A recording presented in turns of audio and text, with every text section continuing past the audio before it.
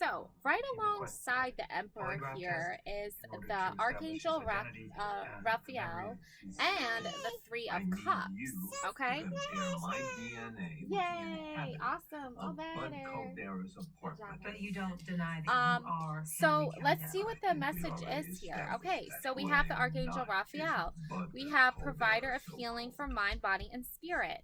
What Okay, I would suggest so when is we that have these two this gentlemen Three of Cups are one and the energy same. here, it's very apparent to me that, like, even on the show The Bachelor, like, there are still forms of groups, like these little cliques that form where instead of the show becoming about them meeting their soulmate and having like the happily ever after or being the top three or being the next bachelorette or whatever their destiny or algorithm for the show aligns and happens, you have the Three of Cups. Okay, now I think there is an algorithm to the Bachelorette and the Bachelor show. I think that the people who cause the least amount of drama, the people who are like solely devoted to the Bachelor, and like they show like no emotion, like very vague emotions, like till the very end, and like they're a little bit more reserved than the rest, and also like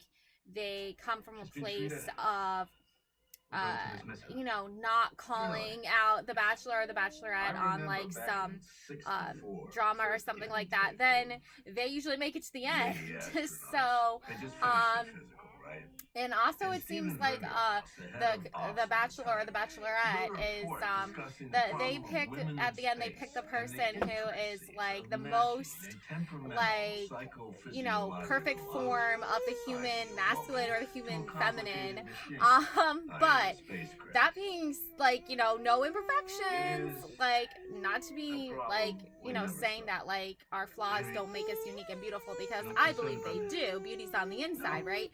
But this is not a show about beauty on the inside. This is a show about beauty on the outside.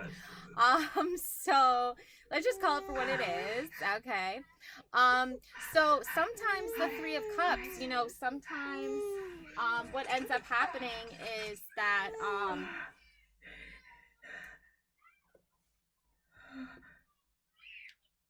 so like sometimes what ends up happening is that like these cliques form, or you end up meeting like a great group of women that become your longtime best friends. So even on a group date and a group setting, like even in a lot of the reality shows like Love is Blind or Married at First Sight, the girls will all have a girls' day and the boys will have a boys' day. So maybe that's the kind of date that you're going on. Maybe you're meant to be in the group date setting because you're there to learn more about yourself and how you deal with conflict around other people, right? Who are going through the similar things that you're going through. So it's all like very interesting and like integrated. Integrated. That's not a word, okay? But integrated. There's the word I'm looking for. Integrated. So it's all like integrated. And the Archangel Raphael is like, think of her as like your guardian angel on this journey of dating, where how you feel during the date is really what's going to like push you and move you to the next level. Okay? So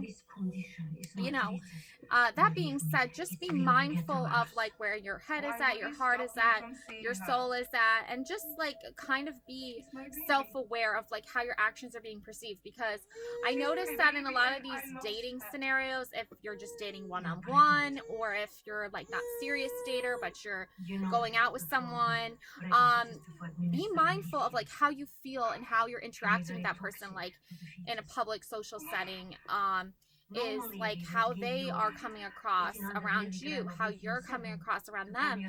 And then if your like gut and your intuition are telling you like, oh, this is awkward, right? Then maybe this isn't the person for you. Or maybe like, oh, I'm not feeling really drawn to them. I don't feel like their energy and my energy are being reciprocated. Their energy is off, or my energy is off. Be mindful of these things, because they are going to keep you from getting your heart broken. I mean, you're probably going to still feel sad if like you're not the one chosen. That's just like our egos, right? And stuff like that. But like imagine that the emperor is the bachelor, right, for a minute, and just imagine that he has a lot on his mind. He is like, you know, someone who's rich and like born into wealth, so maybe he's thinking about like a businessy aspect of this as well, like keeping feelings out of it, keeping emotions out of it. How is he perceived on TV? So there's a lot of dynamics. I don't know why I'm going into this whole like algorithm of how the Bachelor Nation works, especially the the masculine side of it. I love the Bachelorette side because it does empower women to like, who have empowered themselves to like pick who they want and choose who they want, versus the man, which just seems like super like misogynistic at times. But you know what? Either way, do what you feel is right and everything will work out as long as you're doing what feels right and trusting your gut and trusting your intuition. Okay, and that's what the Archangel Raphael wants you to know. Now, final outcome is this Two of Pentacles. And this is kind of like the overall feeling of that whole dating arena. It's like an arena. It's like, you know, best player wins, right? And I feel like you can be the best player of your own life. Doesn't matter what the outcome is, if you end up with this person or not. You have the ability to know that like you can trust yourself. And these dating scenarios and situations and even these shows, they all are like up and down constantly, like a roller coaster ride. Why do you think there's so many like roller coaster themed things that happen, right? Drama, right? Drama. We call it drama. And you know, the Pentacles is as well like a battle of the wits as well, if you will, because these players, these characters that are coming in, yeah, they're real people, but you know, they come from money, okay? They did not have to struggle in life. I think there was like one bachelorette like in the early 2000s or 90s that like had a real struggle. Like she fell in love with someone, and then he unfortunately died in a plane crash, and she was pregnant when he passed away before they were able to get married and start their life together. And so basically she's a single mom with a 6-year-old daughter looking for a husband and even a father for her daughter as well. So there's a lot of like family business dynamics that go into the show. Like a lot of these people come from wealth. A lot of them are not self-made entrepreneurs or rich and financially successful. A lot of them inherit their wealth. You know, so there is that dynamic as well. And also like health related issues too. I find like if women have health related issues with having children, that plays into the decision making of the Bachelor as well, because he ultimately wants to find someone that can carry on his family name and inherit his family legacy. And I mean, you know, if she can't have children or if there's health problems related, you know, I mean, there is a certain like romantic atmosphere when it comes to this show, but also there is that superficial, shallow, capitalistic vibes as well. So take that into consideration, because all these emotions and all these ships sailing around, you know, this person here with the infinity and the money, it's just like, you know, overcoming obstacles, overcoming emotional trauma and stress. You know, the females are always sharing these personal traumatic stories and events that happen to them that they've overcome and made them stronger. But does the Bachelor really pick them? Usually not. You know, he usually goes with someone who's like the least traumatized in person there. So, you know, like there's all these different things that are happening. And also there is the female Bachelorette, and don't get me started on that drama, but at least there's more like merit in knowing that a female is empowered enough to decide who she believes is her partner in life and her soulmate and someone she plans on sharing her life with. So there is definitely more empowerment there. So, and don't get me started on the Golden Bachelor and the Golden Bachelorette that is coming out. The Golden Bachelorette, I cannot wait to see who it is. I actually do have a potential candidate for you, my mother-in-law, but I don't know. She's really hesitant about those kinds of things, but I honestly think she'd be perfect for it. So anyways, like moving forward though, like just remember that like there's infinite possibilities for you. And if something isn't working out because of these, you know, emotions, heightened emotions with the ocean waves very high up, holding up the ships here, you know, think of it as a journey, a process, and something that you can come out of learning more about yourself. And most of all, learning more importantly, like who you would actually see yourself living with for the rest of your life, and not just someone who is like vapid and shallow and can't handle, you know, people that have like, you know, endured a lot of emotional things in their life or have health problems, because honestly, like who wants to be with that kind of person anyway? Best of luck, lifelong project there for you to handle.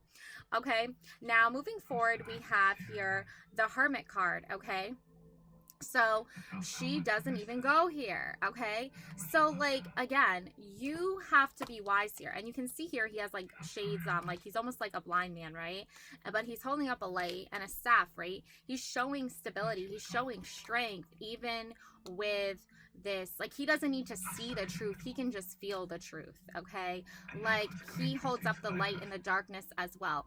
So even when the relationship lantern or light or flame or whatever you want to call it is dimming and it's not burning bright again with lots of passion and intrigue, and you know the flames are dwindling there, just know that the Hermit is there holding up his lamp for you to say like, you've been on this long journey, you've come this far, listen to your heart, trust your soul, trust the light within yourself, have love for yourself, have passion for yourself, to believe that you are going to get the happy ending that you deserve.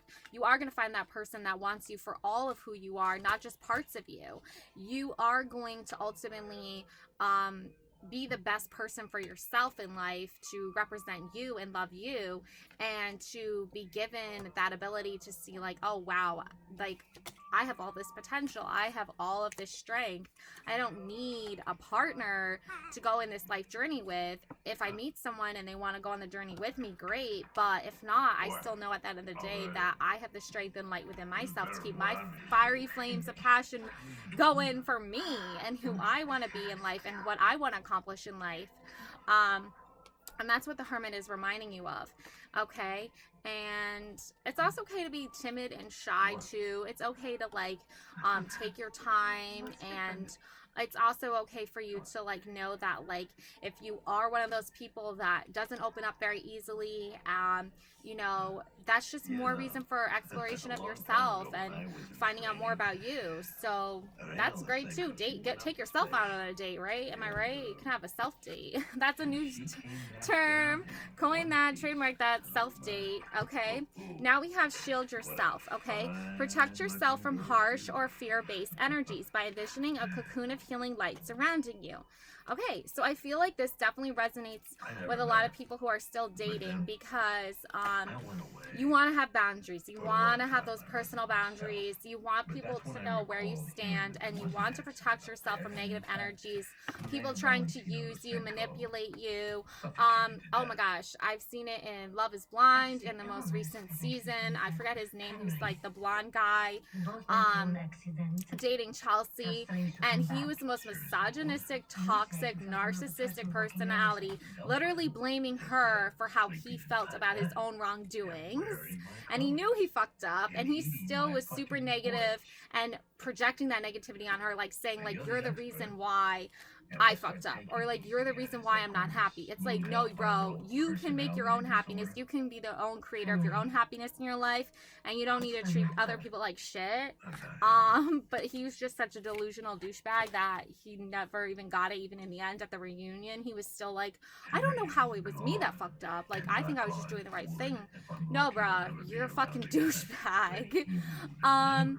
So that being said, like, you know, shield yourself, protect yourself, because as females, we're often taught early on in life, like a lot of us can be taught, I don't know, maybe all of you, but this resonates for some. I feel like for you, you grew up in this environment where, like, you know, the princess needed saving, right? Like the females needed the man. They, you know, it's kind of like this like 1950s misogynistic cultural vibe, okay? But then as the years go on, if you have these important female role models in your life that are teaching you about empowering yourself and believing in yourself, then you're not, when you do meet this douchey, toxic male personality, you're going to notice it right away. You're going to notice it a mile away. And you're not going to be shocked and surprised by it. You're going to say, okay, this guy's talking about himself all the time, 24/7. He never even asks me how my day is or how I'm feeling. And when I bring it up, he just shuts off, cuts me off, and leaves. Like, he just doesn't want to communicate, and it just turns negative. That is a douchebag. That is a toxic man. He is not a partner. He is not a good partner in anything, okay? So you learn these skills and you learn these things by teaching yourself and listening to the advice that is given to you, trusting your intuition, and knowing that when you're out dating, like, as well, like, if you are upfront and honest with the person you're with, like, right away off the bat, like, look, this is who I am, this is what I'm about, this is what I like, this is what I don't like. Watch their reaction, because if their reaction is doing, like, all the things you hate and everything, they obviously, you know, aren't even trying at that point. And if they're saying, like, things like, you're, you know, it's okay to sleep with you, but you're definitely not my girlfriend, or you're definitely not my boyfriend, you're just someone I sleep with, you're just someone I bang, and you're like, that's rude, I don't like when you say that, like, I get it, we're not going on any dates, we're just hooking up, that's cool, but you don't need to, like, keep saying those things over and over again to me, because it's hurtful to, like, you're almost like saying, like, you're not good enough to be my girlfriend, or you're not good enough to be my boyfriend, like, maybe I'm not looking for that, but, like, you don't need to say, you know what I'm saying? It's like they're taking digs at you almost. Be aware and cautious of the words people use, especially, like, after, you know, you've been together, even, like, before you've been together, going into it, like, what their words are towards you before or after. These are all integral, important parts to remember on moving forward, to knowing and kind of like predicting how this relationship will look like in 5, 6, 7, 8, 9, 10, 11 million years. Like, what is down the road? You don't need to necessarily, like, ask them. You can just see by what they're doing and what they're saying to you, regardless of any long-term commitments or conversations, that who they are as a person and what they represent and how they are in an actual relationship. Okay, now we have shadow side. Okay, you made me realize my flaws. Exactly. So sometimes relationships are meant to be karmic lessons for the person you're with. You might go into the relationship being like, okay, this person is like, you know, not, you know, they're rough around the edges, okay? They're not the best communicator, or, you know, they, you know, just have a hard time communicating. The most thing I can think of right now with this is communication, okay? They're not the best communicators, okay? But you can realize, like, this is a karmic lesson for you to maybe teach them how to be better communicators. And, like, karmic lessons, karmic relationships, they're teaching you something, like, how you deal with problems in relationships, how problems even come up in relationships. And the shadow side of a person is not focusing on, like, the positive, upbeat, oh, I love this, I'm in a relationship, you know, stars in my eyes, you know, rosy tinted heart glasses. No, this is more of the part of you that's like, you don't want them to see that human side of you. No, the part of you that's like, you know, I'm grumpy right now because I haven't eaten in like 3 hours, and I might be a little bit, you know, like loud or something like that, you know, like not wanting to really talk, you know, might be focused more on like, where am I gonna get my food? Like, I'm hangry, like those kind of things. And also, like, it could be like, oh, okay, I had a bad day at work, I dealt with a like a shitty customer or a shitty client, like, or my boss was like being rude to me today. Like, there are different reasons why people's moods can be like not all rainbows and sunshine, right? They're having a stressful day, they're dealing with stress, and the shadow side is that part of us that is dealing with the stress, right? So, and it's not, we're not always nice to that person, because when we're all rainbows and sunshine, we can be like, oh, I got this, I'm having a great day, da da da da. But then when we're having a not great day and we're stressed out about something, then we're like, oh my God, I'm not all upbeat, I'm not all happy, like, they're not gonna like me because I'm having a bad day, and I'm not all entertaining and sunshine and beautiful. And a lot of men, I've noticed, that's when they want to like separate from the relationship, right? Like in the beginning, it's like, you know, that honeymoon phase, everything's rainbows and sunshine, having a good old time. But then after a couple weeks, you know, the real things start setting in, right? Like after the honeymoon's over, go back to work, you know, dealing with the day-to-day stress, you know, things like that. That's when the men pull away, right? In a lot of cases, I haven't seen a lot of women do this. I feel like a lot of women have like emotionally invested more than men in many of these shows and in many of these scenarios in dating. But the men are just like, okay, well, I'm stressed out, so I don't have any tolerance or patience to like, you know, be nice to you today, right? And if that's just like a reoccurring theme, you need to be careful and cautious of that, because they might not know how to get themselves out of that rut. And like that can be where you come in and be like, well, this is how I get out of a rut when I'm in a stressful day or week or year or month. You know, this is how I deal with stress. Like, come and hang out with me and I'll show you how I de-stress, right? That's a great relationship like lesson, right? But like if you're with someone who doesn't know how to do that, and like they're taking it out on you, right? Or like you have a bad moment and then like they like completely withdraw and don't even give you the benefit of the doubt. Like, these are things to look out for in relationships, because if you're not careful, like you could end up with someone who is just like shadow side 24/7, and you've been trying your hardest to get this person to like have a little bit of fun, let loose a little bit, and they can just their gloom and their doom can like really hinder you, especially when you're sharing an environment together. So just be cautious of this, protect yourself from this, and also don't be afraid to like be your true authentic self. That's the most important thing of all. You know, when we have bad days and we're going through hard times and our partner is like saying, I love you, I support you, that's a great thing, that they support both sides of you. They support, like, think of the Joker and Harley Quinn. That's like the perfect example. They're like all shadow side, right? 24/7. Like, they're all doom and gloom 24/7, but they have a great ass time doing it together, right? You know, so there's that, right?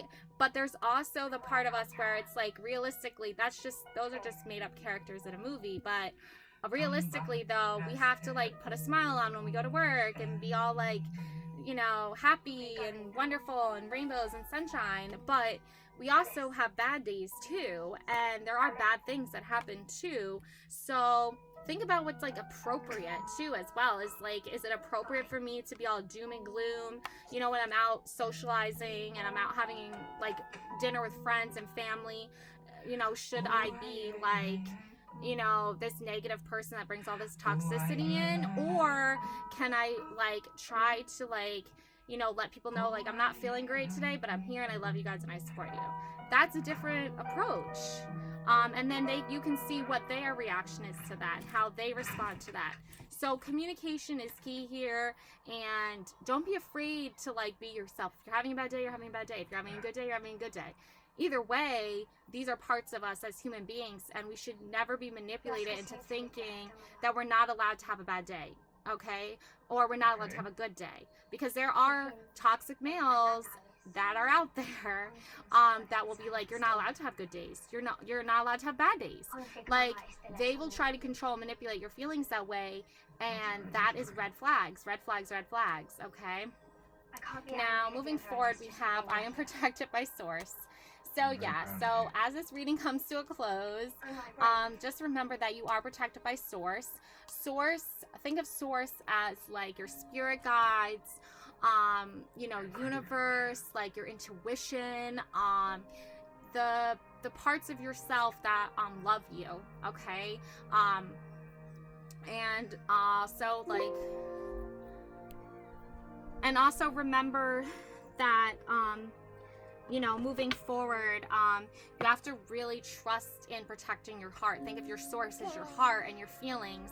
And if your feelings and your heart are saying like, I don't feel safe in this environment, or I don't feel safe with this person, I can't trust them with my feelings and my heart, then start creating a way for you to not surround yourself with this person and their negative energy anymore, and protect that part of yourself, because it's a very special place in you that needs to keep safe and secure in order for you to just like function as a normal human being. So if someone's trying to attack that part of you, just know that that's a warning for you to prepare to get away from them, okay? And then also we have trust here, okay? Yeah, trust in yourself, okay?